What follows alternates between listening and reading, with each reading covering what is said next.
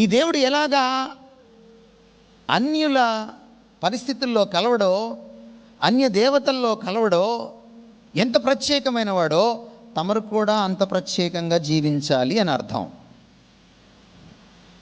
అందుకనే అన్య సంప్రదాయాల్ని, కట్టుబాట్లని, ఆనవాయితీల్ని మనం పాటించకూడదు. మన ఈ మధ్య నేను తెలంగాణలో ఒక పెళ్ళికి నన్ను స్నేహితుడు వాళ్ళ అక్కగారి కూతురు పెళ్ళి అంటే వెళ్ళాను.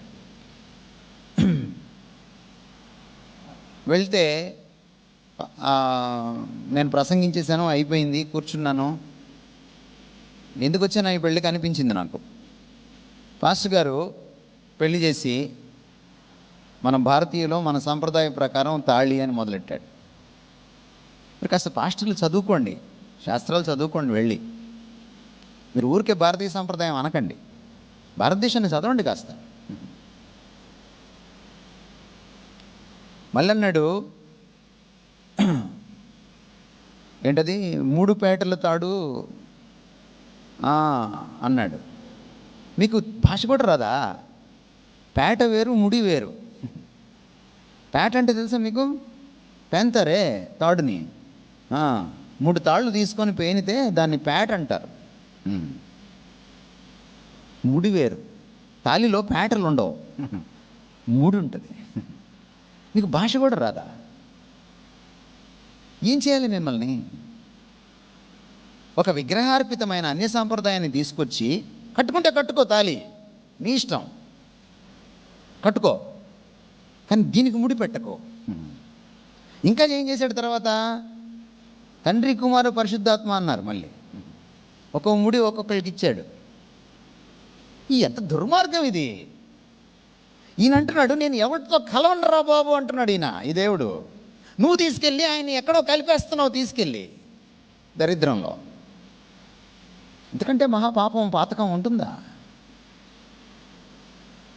అంటే కోపం వస్తుంది వాళ్ళకి. ఓ పాస్టర్స్ కాన్ఫరెన్స్లో ఓ పాస్టర్ గొడవ వేసుకున్నాడు నాతోటి. దీని గురించి చెప్పానని.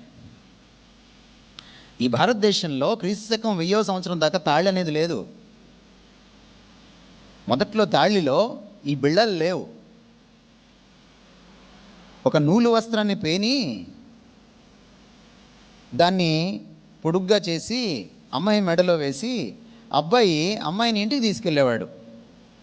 మామూలు మనం గేదెల్ని వాటిని తీసుకెళ్తాం కదా, అట్లా అన్నమాట. అది నెమ్మదిగా తాళిగా పరిణమించింది. ఆ బిళ్ళలు ఏంటో అనుకున్నారా మీరు? అవి వాళ్ళ దేవుడు దేవతల మర్మావయవాలు, జననాంగాలు. వేసుకొని తిరుగుతారా?